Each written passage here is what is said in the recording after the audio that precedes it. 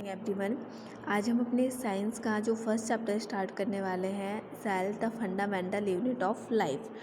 तो सबसे पहले इसके बारे में हम देखेंगे सेल क्या है। तो सबसे पहले सेल क्या होती है? बेसिक लिविंग स्ट्रक्चर, मतलब it is a basic structure and functional unit of life. जो सेल होती है वो सबसे बेसिक यूनिट होती है।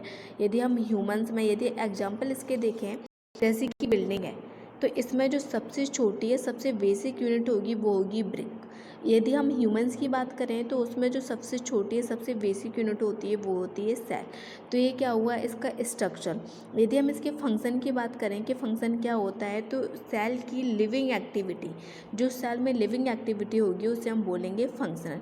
इसलिए सेल की जो डेफिनेशन बनेगी, it is a basic structural and functional unit of life.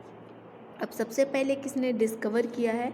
तो रॉबर्ट हुक ने इन 1665 में डिस्कवर किया है। अब सेल थ्योरी क्या है? All living things are composed of cell.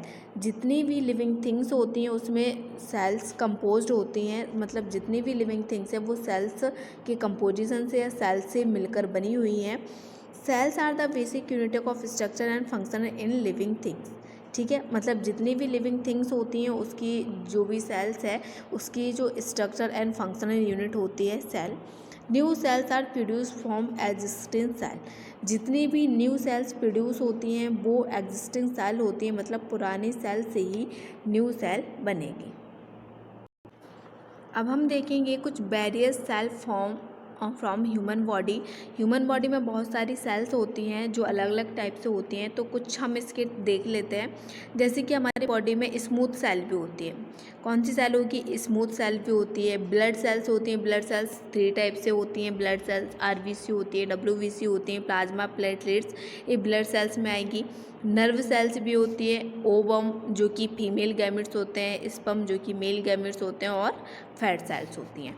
इसके अलावा आप लोगों के क्वेश्चन है जो कि आप लोगों को करना है। यदि आप लोगों को आता है तो आप वीडियो पॉज करके आप अभी इसका रिप्लाई करेंगे, और यदि नहीं आता है तो आपको इसको सर्च करना है, larger cell in living world. ठीक है, आप लोगों को लार्जर सेल बतानी है, जो लिविंग मतलब जो सबसे बड़ी सेल्स है वो आप लोगों को बतानी है।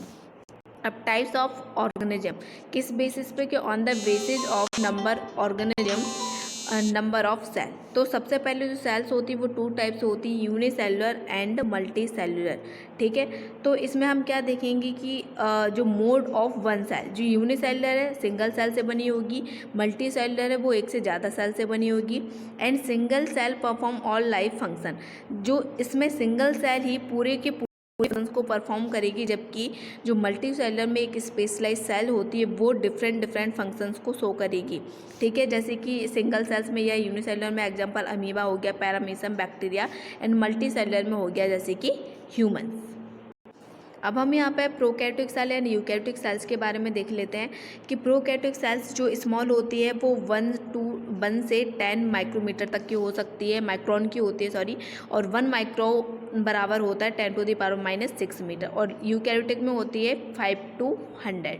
ठीक है, एंड इसमें nucleus is not well defined known as nucleoid, क्योंकि जो प्रोकैरियोटिक सेल्स होती है इसमें न्यूक्लियस वेल डिफाइंड नहीं होता है और इसे हम न्यूक्लियोइड बोलते हैं, जबकि यूकैरियोटिक सेल्स में वेल डिफाइंड न्यूक्लियस प्रेजेंट होता है और उसके चारों ओर एक न्यूक्लियर मेम्ब्रेन प्रेजेंट होती है। इसमें क्रोमोजोम्स होते हैं वो सिंगल होते हैं, थ्रेड लाइक स्ट्रक्चर होता है, जबकि यूकैरियोटिक सेल्स में बहुत ज़्यादा मतलब एक से ज़्यादा क्रोमोजोम्स प्रेजेंट होते हैं। प्रोकैरियोटिक सेल्स में membrane bounded cell organelles absent होते हैं, जबकि इसमें यूकैरियोटिक सेल्स में मेम्ब्रेन बाउंड ऑर्गेनेल्स प्रेजेंट होते हैं। तो इसमें यदि आपको अब कहीं